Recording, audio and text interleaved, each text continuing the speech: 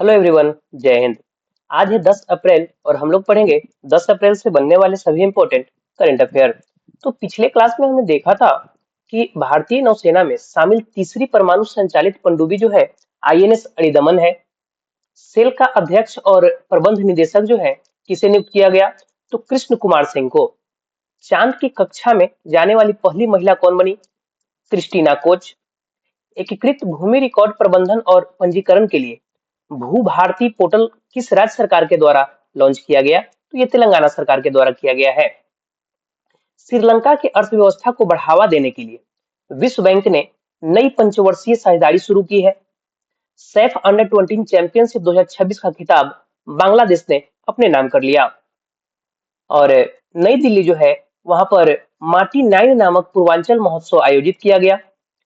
मेनका गुरुस्वामी भारत की पहली खुले तौर पर क्वीर सांसद बन गई है। राष्ट्रीय समुद्री दिवस 2026 का 26 कब मनाया गया? तो ये 5 अप्रैल को प्रतिवर्ष राष्ट्रीय समुद्री दिवस मनाया जाता है। एएसएफ पुरस्कार 2025 में भारतीय विजेता जो है मेंस प्लेयर में अगर देखा जाए तो ये अभय सिंह हो जाएंगे, और junior girls player of the year में अगर देखा जाए तो ये अनाहत सिंह हो जाएंगी। तो ये सभी प्रश्न हम लोग पिछले क्लास में डिस्कस किए थे। हम लोग चलते हैं आज का अपना सवाल नंबर 1 पर कि किसकी मध्यस्थता में ईरान और अमेरिका के बीच 2 हफ्ते के सीज फायर पर सहमति बनी? तो इसमें मध्यस्थता किसने बनाई? तो पाकिस्तान ने। ऑप्शन बी इसका राइट आंसर हो जाएगा। अभी ईरान और यूएसए के बीच जो स्थिति चल रही थी, युद्ध जैसी स्थिति बनी हुई थी, तो यूएसए और ईरान के बीच 40 दिन से जो जंग जारी है, इसके बाद आखिरकार 2 हफ्ते के यानी कि लगभग 14 दिनों की सीज फायर पर सहमति बन गई, और ट्रंप ने ईरान के इस शर्त पर बात मंजूर की है कि मंजूर की। और आप ऐसा कह सकते हैं कि ट्रंप जो है अपने इज्जत बचाने के लिए ट्रंप ट्रंप जो है ईरान की 10 शर्तों पर इस बात की मंजूरी की कि हाँ सीज फायर किया जाए। ठीक है। और आप ऐसा भी कह सकते हैं कि ट्रंप अपना इज्जत बचाने के लिए शहबाज शरीफ का इस्तेमाल किया है यहाँ पे। सबसे पहली बात कि यहाँ पे एक टर्म लिखा हुआ है सीज फायर। क्या लिखा हुआ है यहाँ पे? Cease fire. तो ये होता क्या है? तो सीज फायर जो है, देखिए, सीज फायर या इसे आप कह सकते हैं युद्ध विराम, यानी कि 2 या 2 से अधिक जो पक्ष हैं उनके द्वारा आपसी सहमति से लड़ाई या गोलीबारी या फिर सैन्य कार्यवाही जो चल रही है, इसे अस्थायी या अस्थायी रूप से रोक देना, इसी को सीज फायर कहा गया है। ठीक है। तो एक तरह का ये शांति बहाली या बातचीत का रास्ता खोजने का एक ऑप्शन आप इसे कह सकते हैं। तो ये सीज फायर पर सहमति अभी अभी ईरान और यूएसए के बीच हुई है, जिसमें मध्यस्थता किया है पाकिस्तान ने। ठीक है। पाकिस्तान, यहां से अगर पाकिस्तान की बात करें तो राजधानी इस्लामाबाद, मुद्रा पाकिस्तानी रुपया, आधिकारिक भाषा अगर ऑफिशियल लैंग्वेज देखें तो उर्दू और अंग्रेजी, राष्ट्रपति आसिफ अली जरदारी, प्रधानमंत्री शहबाज शरीफ हो जाएंगे। अगर वहां के करंट अफेयर की बात करें तो पाकिस्तान ने अफगानिस्तान के खिलाफ जो कार्रवाई किया था उसका नाम है ऑपरेशन गजब लिलहक नाम दिया।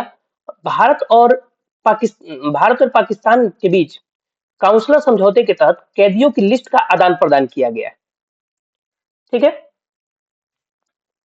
नेक्स्ट चले हम कि विश्व की पहली ऐसी तीरंदाजी चैंपियन कौन बनी जिसने हाथ पैर की गंभीर अक्षमता के बावजूद वर्ल्ड पैरा तीरंदाजी सीरीज 2026 में गोल्ड मेडल अपने नाम किया? तो आंसर इसका हो जाएगा पायल नाग। ऑप्शन ए इसका राइट आंसर हो जाएगा। ये आप देख रहे हैं, इन हाथ और पैर दोनों से ये विकलांग आप कह सकते हैं, अक्षम है ये। ठीक है। तो उड़ीसा की जो ये 18 वर्ष की पायल नाग है, ये 4 अप्रैल 2026 को बैंकॉक में विश्व तीरंदाजी पैरा सीरीज में वर्ल्ड चैंपियन शीतल देवी को 136 से हराकर गोल्ड मेडल अपने नाम की। बालांगीर जिले में दिहाड़ी मजदूर के घर जन्मी पायल नाग को 8 साल की उम्र में बिजली का झटका लगा, जिससे उनके सभी हाथ पैर चले गए। यानी कि बिजली के झटके लगने से लाइन मारने के कारण उनका हाथ और पैर दोनों काम करना बंद कर दिया। इस घटना के बाद उन्होंने कुछ समय अनाथालय में बिताया और देखिए कि इनका किस्मत इन्हें आज कहाँ लाकर खड़ा कर दिया है। तीरंदाजी चैंपियनशिप यानी कि विश्व तीरंदाजी चैंपियनशिप में गोल्ड जीतकर इतिहास रच दी। कहानी काफी ज्यादा इंस्पायरिंग है और न्यूज चैनलों में इनका नाम बहुत कवर किया जा रहा है, लेकिन ये कवर नहीं किया जा रहा है उतना। ठीक है, बहुत कम कवर किया जा रहा है। ये दुर्भाग्य है कि ऐसे ऐसे न्यूज नहीं कवर किए जाते हैं। उसके बावजूद भी आपको क्वेश्चन, ये जो क्वेश्चन है आपको एग्जाम के पॉइंट ऑफ व्यू से याद रखना बहुत जरूरी है। ठीक है, नेक्स्ट चलते हैं हम लोग कि निम्न में से कौन आईपीएल में 200 विकेट लेने वाले पहले तेज गेंदबाज बन गए। तो भुवनेश्वर कुमार इसका राइट आंसर हो जाएगा। ऑप्शन डी इसका राइट आंसर है। तो भुवनेश्वर कुमार आईपीएल के इतिहास में 200 विकेट लेने वाले पहले तेज गेंदबाज बन गए हैं। उन्होंने आईपीएल 2026 सीजन में आरसीबी की ओर से खेलते हुए, यानी रॉयल चैलेंजर्स बेंगलोर की ओर से खेलते हुए यह ऐतिहासिक उपलब्धि हासिल की है। ठीक है, आरसीबी आईपीएल के इतिहास की सबसे महंगी टीम बनी है। ये करंट अफेयर में मैंने देखा। और इसके अलावा जो इसके कैप्टन जो है वो रजत पाटीदार हैं। ठीक है, अगर और देखें तो वुमेन प्रीमियर लीग जो है, वुमेन प्रीमियर लीग, इसमें आरसीबी ने 2 बार खिताब जीती है। देखिए, वुमेन प्रीमियर लीग जो है 2023, 2024, 2025 और 2026, ठीक है, में खेला गया, यानी 4 सीजन इसका अभी तक खेला गया है, जिसमें फर्स्ट और थर्ड में मुंबई इंडियंस खिताब जीता और सेकंड और फोर्थ में आरसीबी ने खिताब जीता है। ठीक है, यानी इस साल भी 2026 में जो हुआ इसमें भी आरसीबी ने ही खिताब जीता, यानी रॉयल चैलेंजर्स बेंगलोर ने खिताब जीता। ये आपको याद रखना है। पुरुषों की आईपीएल का 18 सीजन हो चुका है। ठीक है, और 18वां सीजन जो है ये जीता है कौन? आरसीबी ने। आरसीबी ने अपने नाम किया है। और अभी जो 2026 में आईपीएल चल रहा है पुरुषों का, ये 19वां सीजन चल रहा है आईपीएल का। ठीक है, जसप्रीत बुमराह, जसप्रीत बुमराह ये T20 जो वर्ल्ड कप हुआ है इसमें प्लेयर ऑफ द मैच चुने गए और प्लेयर ऑफ द सीरीज जो था, प्लेयर ऑफ द सीरीज ये संजू सैमसन थे। ठीक है, और अभी अमेरिकी लीग के लिए चुने जाने वाले पहले भारतीय आर अश्विन बने हैं। ये हमने करंट अफेयर में देखा है। ठीक है, नेक्स्ट चले। यहां से कुछ हम स्पोर्ट्स के करंट अफेयर की अगर हम बात करें तो सैफ अंडर 20 खिताब के विजेता कौन है? Bangladesh. Men's player of the year Abhay Singh. Junior girls player of the year Anahat Singh. US major league cricket में शामिल होने वाले पहले भारतीय कौन बने? रविचंद्रन अश्विन, जो कि अभी ऑप्शन में भी हमने पढ़ा। मेंस T20 वर्ल्ड कप के विजेता इंडिया था। मियामी ओपन 2026 का एकल पुरुष का खिताब यानिक सिनर और महिला एकल का खिताब आर्यना सबलेंका ने। आरसीबी आईपीएल की इतिहास की सबसे महंगी टीम बन गई। 79वीं नेशनल फुटबॉल चैंपियनशिप संतोष ट्रॉफी जो है सर्विसेज ने अपने नाम किया। वुमेन प्रीमियर लीग 2026 आरसीबी ने जीता। Pro wrestling league 2026 Haryana thunders. Jharkhand ने पहली बार सैयद मुश्ताक अली ट्रॉफी जो है अपने नाम किया है। Sultan Azlan Shah hockey cup Belgium ने जीता। 113वीं Davis cup Italy. Men's Asia hockey cup Bharat ने जीता और आईसीसी वुमेन्स वर्ल्ड कप भी भारत ने अपने नाम किया है। तो ये सब जो पॉइंट थे आपको स्पोर्ट्स करंट अफेयर से थे, ये आपको याद रखने हैं। नेक्स्ट चले कि भारत ने हाल ही में किस देश को मानवीय सहायता के रूप में 1000 मीट्रिक टन चावल की खेप भेजी है? तो आंसर इसका हो जाएगा बुर्किनो फासो। ऑप्शन बी इसका राइट आंसर हो जाएगा। तो भारत ने मानवीय सहायता के रूप में बुर्किना फासो जो है उसको 1000 मीट्रिक टन चावल की खेप भेजी। और इस पहल का उद्देश्य जो है कमजोर समुदायों और आंतरिक रूप से विस्थापित व्यक्तियों के लिए खाद्य सुरक्षा का समर्थन करना। ठीक है, जिस कंट्री का हम डिस्कशन कर रहे हैं वो अफ्रीकी महाद्वीप में स्थित है। राजधानी इसका हो जाएगा ओगाडोगु। राष्ट्रपति हो जाएंगे इब्राहिम ट्राओरे। और ये जो है किस महाद्वीप में पड़ता है? अफ्रीका महाद्वीप में। ये अफ्रीका महाद्वीप का पार्ट है जो क्षेत्रफल और जनसंख्या दोनों की दृष्टि से अगर देखा जाए तो दुनिया का दूसरा सबसे बड़ा महाद्वीप। इसे आप अंध महाद्वीप भी कहते हैं। ठीक है, यह इकलौता एक ऐसा महाद्वीप है, यह एक इकलौता ऐसा महाद्वीप है जिसे कर्क रेखा, मकर रेखा और विषुवत रेखा तीनों इसको काटता है। इससे तीनों गुजरता है। किससे? अफ्रीका महाद्वीप से। यहां पर मेडागास्कर की एक लोकेशन है। यहां पर मेडागास्कर की लोकेशन है। ठीक है, जो पहले अफ्रीका से सटा हुआ था। अफ्रीका से पहले सटा हुआ अफ्रीका का ही पार्ट था, मतलब जुड़ा हुआ था। प्लेट टेक्टोनिक की घटना से ये सेपरेट होता चला गया। ठीक है, यहां पर हॉर्न ऑफ अफ्रीका का पार्ट आप देखेंगे ऊपर में। यहाँ पे आप हॉर्न ऑफ अफ्रीका का पार्ट है, जिसमें अफ्रीका में हॉर्न ऑफ अफ्रीका में 4 देश शामिल हैं। कौन कौन? सोमालिया हो गया, फिर इथियोपिया हो गया, इरिट्रिया हो गया और जिबूती हो गया। ठीक है, सोमालिया, इथियोपिया, इरिट्रिया और जिबूती, ये 4 कंट्री आपको रिलेट करने हैं जो हॉर्न ऑफ अफ्रीका का पार्ट है। यहीं से विक्टोरिया झील, ठीक है, यहीं से आपको विक्टोरिया झील निकलता है। दुनिया की जो सबसे लंबी नदी है, जो अंत में जाकर मेडिटेरियन सी में समा जाती है।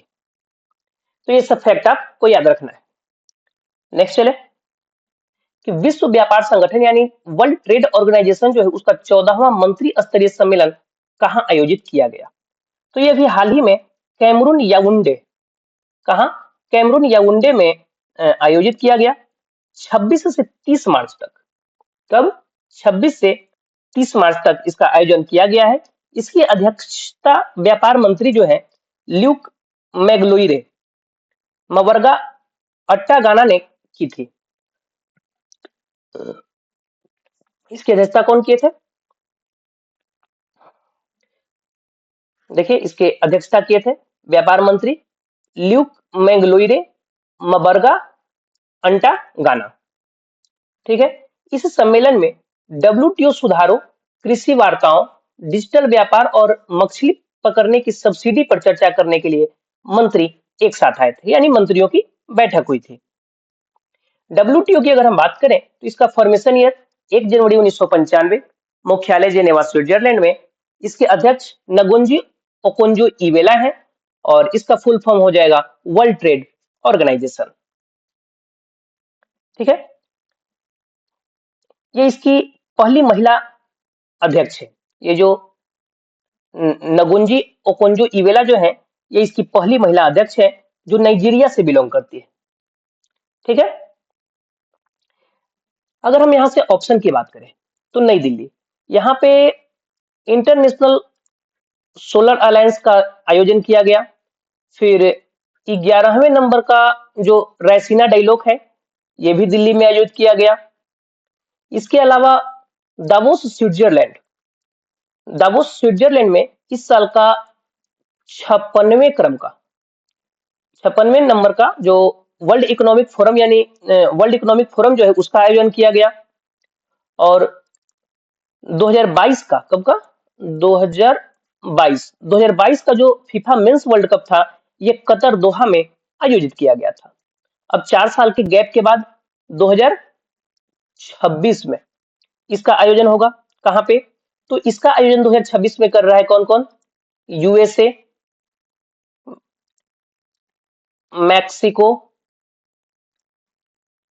और कनाडा, ये तीनों देश मिलकर होस्ट कर रहा है इसको। ठीक है,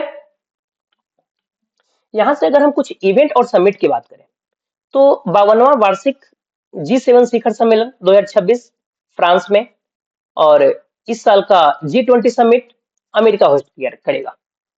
G7 इस साल का फ्रांस और G20 अमेरिका। प्रवासी वन्य जीवों के संरक्षण पर सम्मेलन के पक्षकारों के सम्मेलन की जो 15वीं बैठक होगी, यानी COP15 जो है, ये ब्राजील के कैंपो ग्रांडे में आयोजित किया जाएगा। मोबाइल वर्ल्ड कांग्रेस जो है ये बार्सिलोना स्पेन में आयोजित किया जाएगा। World ocean science Congress Goa में, और 62 क्रम का जो म्यूनिक सुरक्षा सम्मेलन है ये जर्मनी होस्ट करेगा। 39वें क्रम का अफ्रीकी संघ जो है, इस शिखर सम्मेलन कौन आयोजित करेगा? अदीस अबाबा इथियोपिया में। ई गवर्नेंस पर 28वें राष्ट्रीय सम्मेलन विशाखापट्टनम में आयोजित हुआ।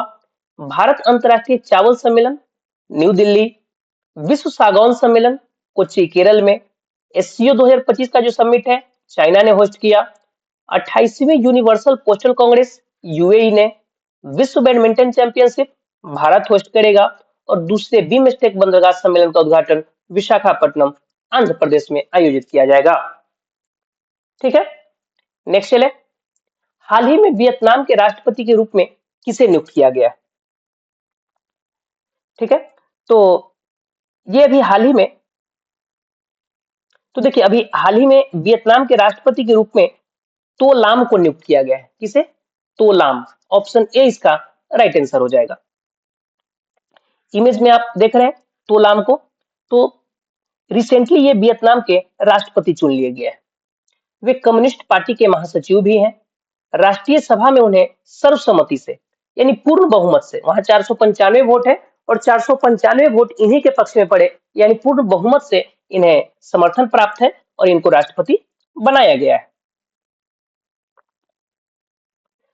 वियतनाम की राजधानी हनोई, मुद्रा वियतनामी डोंग, और वहां की ऑफिशियल लैंग्वेज वियतनामी हो जाएंगे। अगर रिसेंट में हम कुछ राष्ट्रपति को देखें जो अपॉइंट हुए हैं, तो चिली के राष्ट्रपति जोन्स एंटोनियो कास्टरिस्ट हैं। युगांडा के योवेरी मुसेविनी है। अर्जेंटीना के जेवियर मिलेई। अमेरिका के डोनाल्ड ट्रंप हो जाएंगे जो 47वें क्रम के हैं। Mexico Claudia सिनबाम। क्रोएशिया के जोरान मिलानोविक। यूक्रेन के राष्ट्रपति व्लादिमीर जेलेंस्की हो जाएंगे। श्रीलंका के अनुगा कुमारा दिसानायके। ताइवान के राष्ट्रपति लाई चिंगते। पाकिस्तान के आसिफ अली जरदारी। वियतनाम के राष्ट्रपति लुओंग कुओंग। मिस्र के अब्देल फतह अल सीसी। दक्षिण अफ्रीका के सिरिल रामफोसा। रूस के राष्ट्रपति व्लादिमीर पुतिन। अल्जीरिया के अब्देल मजीद तेबोने। रवांडा के पॉल कागामे। लिथुआनिया के गीतानस नौसेदा। आइसलैंड के राष्ट्रपति हल्ला टॉम्स डॉटिर। चीन के शी जिनपिंग हो जाएंगे। नामीबिया के राष्ट्रपति नेटिम्बो नंदी नदैतवा। सूरीनाम के राष्ट्रपति जेनिफर सिमंस हो जाएंगे। सेशल्स के राष्ट्रपति पैट्रिक हर्मिनी। बोलीविया के रिगो पाज, और आयरलैंड के कैथरीन कोनोली हो जाएंगे। तो ये राष्ट्रपति के कुछ लिस्ट थे, आप इसे याद रखें।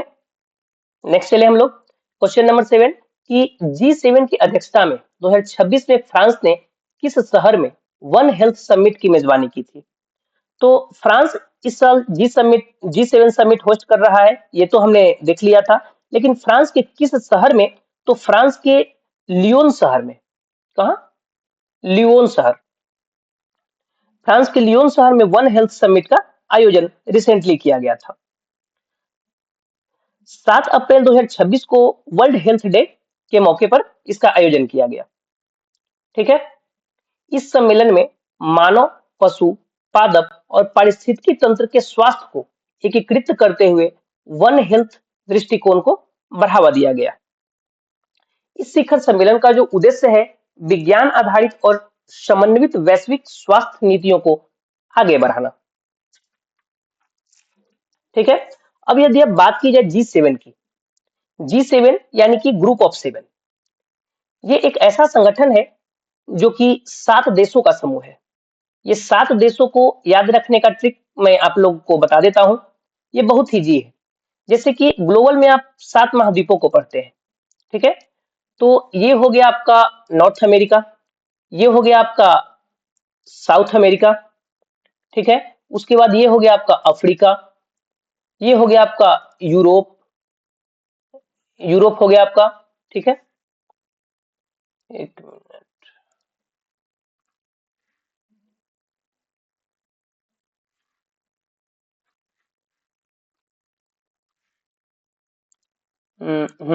ये हो गया आपका यूरोप और ये होगा आपका एशिया, ठीक है। और यहाँ पर आप ओशिनेशिया वाला क्षेत्र देख रहे हैं, ओशिनेशिया वाला क्षेत्र, और ये नीचे में जो है ये आपका हो जाएगा 7वां अंटार्कटिका वाला क्षेत्र, ठीक है।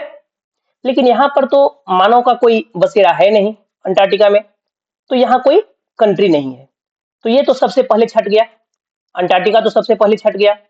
अब बचा 6, इसमें जो नीचे वाला महाद्वीप है, जैसे कि आपका साउथ अमेरिका हो गया, अफ्रीका हो गया और ओशिनेशिया वाला क्षेत्र हो गया, ठीक है। तो ये तीनों को भी आप काट दीजिए, ठीक है। तो उन सबको काट दीजिए, जैसे आपका हो गया साउथ अमेरिका, अफ्रीका और ओशिनेशिया। तो इस प्रकार 4 महाद्वीप तो हमने हटा दिया, तो बचा क्या? तो नॉर्थ अमेरिका, यूरोप और एशिया, ठीक है। यानी कि G7 की जो मेंबर कंट्री हैं, इन्हीं तीनों महाद्वीपों में से हैं, ठीक है। अब चलिए हम रिलेट कर लेते हैं। सबसे आसान है एशिया। सब एशिया में मात्र एक कंट्री जो है जापान है। एशिया से मात्र एक कंट्री जो है G7 समिट का, कौन है? जापान। भारत भी इसका कंट्री सदस्य नहीं है, मेंबर कंट्री भारत भी इसका नहीं है, ये आपको याद रखना है कि G7 का भारत मेंबर कंट्री नहीं है। तो एक एशिया से तो आपको याद हो गया जापान, ठीक है। तो एशिया से जो मेंबर कंट्री निकल के आई, कौन है? Japan. North America, north America में अगर देखा जाए तो 2 मेंबर कंट्री, यदि मैप में देखेंगे तो सबसे ऊपर में आपको कनाडा नजर आएगा, कनाडा, और कनाडा के नीचे यूएस है, ठीक है। दोनों जो है सेंट लॉरेंस नदी से सेपरेट होता है, कनाडा और यूएसए जो है सेंट लॉरेंस नदी से सेपरेट होता है। यहाँ पर तो यहाँ पर कनाडा और अमेरिका G7 के मेंबर कंट्री हो गए, कौन कौन? यूएसए और कनाडा, ठीक है। तो यहाँ पर ये एक जापान हो गया, दूसरा यूएसए और तीसरा कनाडा। बाकी के जो 4 मेंबर कंट्री हैं, ये आपको यूरोपीय महाद्वीप में, यूरोपीय महाद्वीप का पार्ट, ठीक है। यहाँ पर आपका यूके हो गया, ठीक। यूके के जस्ट नीचे, यूके के जस्ट नीचे आपको यहाँ पे फ्रांस मिलेगा, ठीक है। और इन दोनों के बीच में ये जो है इंग्लिश चैनल है, यूके और फ्रांस के बीच में इंग्लिश चैनल, मैंने आपको पहले भी बता चुका हूं। तो यूके, फ्रांस, यहां से जर्मनी, आपको ये जर्मनी मिलेगा यहाँ पे, ठीक है। और ये आपका इटली हो गया, ये आपको जूते का आकार को जो दिख रहा है, ये आपका इटली हो गया, ठीक है। इटली जो है मेडिटेरियन सी से सीमा साझा करता है, तो ये इसके पार्ट हो जाएंगे। तो एशिया से कौन है? जापान। नॉर्थ अमेरिका से कनाडा और यूएसए, ठीक है। और यूरोप से कौन हो जाएगा? तो यूरोप से हो जाएगा आपका यूके, फिर फ्रांस, इटली और जर्मनी, ठीक है। ये आपको याद हो गए होंगे। नेक्स्ट चलते हैं। भारत का पहला प्रोटोटाइप फास्ट ब्रीडर रिएक्टर किस राज्य में स्थित है? तो तमिलनाडु इसका राइट आंसर हो जाएगा, ऑप्शन ए इसका राइट आंसर, ठीक है। यहां से आप इंग्लिश टर्म भी देख सकते हैं, अगर आप इंग्लिश टर्म देखना चाहते हैं तो यहां से आपका हिंदी टर्म है। Prototype fast breeder reactor Tamil Nadu के कलपक्कम में स्थित भारत का पहला स्वदेशी 500 मेगावाट परमाणु रिएक्टर है, जो प्लूटोनियम आधारित ईंधन और तरल सोडियम कूलेंट का उपयोग करता है। यह रिएक्टर अपनी खपत से अधिक ईंधन, यानी कि यूरेनियम 238 और प्लूटोनियम 239, ठीक है, पैदा करने में सक्षम है, जो भारत के परमाणु ऊर्जा कार्यक्रम के दूसरे चरण को गति देता है। तो परमाणु रिएक्टर में ये इसका यूज किया जाता है, यूरेनियम 238 और प्लूटोनियम 239 का उसी तरह का ये है। ठीक है, तो पीएफबीआर जो है यानी कि प्रोटोटाइप फास्ट ब्रीडर रिएक्टर जो है, इसकी विशेषता क्या है? तो यह उन्नत तकनीक यानी कि यह तीव्र न्यूट्रॉन का उपयोग करता है, इसलिए इसे फास्ट ब्रीडर कहा जाता है। ईंधन की दक्षता क्या है, इफिशियंसी क्या है? तो यह पारंपरिक रिएक्टरों की तुलना में बहुत अधिक ऊर्जा पैदा करता है और कम ईंधन खपत करता है, यानी ऊर्जा ज्यादा उत्पन्न करता है और ईंधन को खपत कम करता है, जिससे थोरियम के उपयोग का मार्ग प्रशस्त होता है। और आपको पता है कि थोरियम का भंडार भारत में काफी ज्यादा है। यहां से अगर हम भारत के पहले राज्य की अगर बात करें, तो वन उत्पादों के लिए प्रमाण सर्टिफिकेशन पाने वाला पहला राज्य आंध्र प्रदेश हो जाएगा। भारत का पहला आधिकारिक जाति मुक्त गांव जो है महाराष्ट्र के अहिल्यानगर, पूर्व में अहमदनगर जिले में स्थित सौंदला गांव बना है। अहिल्यानगर जिला जो है वहां में स्थित सौंदला गांव बना है। रोलिंग बजट अपनाने वाला भारत का पहला राज्य मध्य प्रदेश। गौ अभ्यारण्य स्थापित करने वाला पहला राज्य मध्य प्रदेश है आपका। भारत का पहला महिला वेलनेस ऑन व्हील्स लॉन्च किया तमिलनाडु ने। सरकारी कर्मचारियों के लिए सैबैटिकल लीव योजना शुरू करने वाला पहला राज्य सिक्किम है। जैविक खेती लागू किया सिक्किम ने। भारत का पहला एआई पावर्ड आंगनबाड़ी जहाजों के लिए समर्पित नीति पेश करने वाला पहला राज्य, गाय को राजमाता की उपाधि देने वाला और भारत की पहली एआई यूनिवर्सिटी, ये सभी जो है महाराष्ट्र में है। और झारखंड में भारत की पहली खनन पर्यटन परियोजना शुरू की जाएगी। भारत का पहला हॉर्नबिल संरक्षण केंद्र जो है तमिलनाडु में। क्रूज भारत मिशन में शामिल होने वाला पहला राज्य गुजरात। भारत का पहला लकड़ी का गुरुद्वारा जो है ये पंजाब में। विधानसभा में सांकेतिक भाषा लागू करने वाला भारत का पहला राज्य आपका पंजाब ही हो जाएगा। अंतरराष्ट्रीय सीमा पर ड्रोन रोधी प्रणाली तैनात करने वाला आपका पहला राज्य पंजाब ही होगा। भारत के पहले तितली अभ्यारण्य केरल में आपको मिलेंगे। स्वयं का ओटीटी प्लेटफॉर्म लॉन्च करने वाला पहला राज्य आपका केरल हो जाएगा। भारत का पहला पूर्ण डिजिटल साक्षर राज्य केरल है। वरिष्ठ नागरिक आयोग स्थापित करने वाला पहला भारतीय राज्य आपका केरल ही है। भारत का पहला एआई आधारित सड़क सुरक्षा पायलट प्रोजेक्ट उत्तर प्रदेश। राज्य की विधानसभा में अनुवाद प्रणाली लागू करने वाला पहला राज्य आपका उत्तर प्रदेश हो जाएगा। मृत्यु का अधिकार लागू करने वाला पहला राज्य कर्नाटक और ड्रोन पॉलिसी लागू करने वाला पहला राज्य आपका हिमाचल प्रदेश हो जाएगा। ठीक है, नेक्स्ट चलते हैं हम लोग। बैंकॉक में आयोजित वर्ल्ड आर्चरी पैरा सीरीज में भारत ने कुल कितने पदक जीते? तो भारत कुल 16 यानी कि 16 मेडल अपने नाम किया है। ऑप्शन सी इसका राइट आंसर हो जाएगा। 16 पदक में 7 गोल्ड है, 5 सिल्वर और 4 जो है ब्रॉन्ज। ठीक है,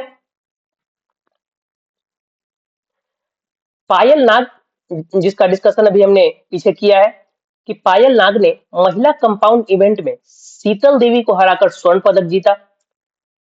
तोमन कुमार ने पुरुष कंपाउंड श्रेणी में स्वर्ण पदक जीता और भावना ने महिला रिकर्व इवेंट में 6-0 से जीत दर्ज करते हुए स्वर्ण पदक अपने नाम किया है। हाल ही में कांग्रेस की एक वयोवृद्ध नेता जिन्होंने भारत सरकार में केंद्रीय मंत्री के रूप में कार्य किया था, अप्रैल 2026 में उनका निधन हो गया। वे कौन थी? तो मोहसिन किदवई। कौन थी? मोहसिन किदवई। न्यूज में इनका नाम आप लोग रिसेंटली अभी देखे ही होंगे। तो मोहसिन किदवई का अभी परसों के ही दिन यानी कि 8 अप्रैल को निधन हो गया, 94 वर्ष के उम्र में। ठीक है, वह भारतीय राष्ट्रीय कांग्रेस की एक वयोवृद्ध नेता थी। उन्होंने प्रधानमंत्री इंदिरा गांधी और राजीव गांधी के कार्यकाल में केंद्रीय मंत्री के रूप में कार्य किया था।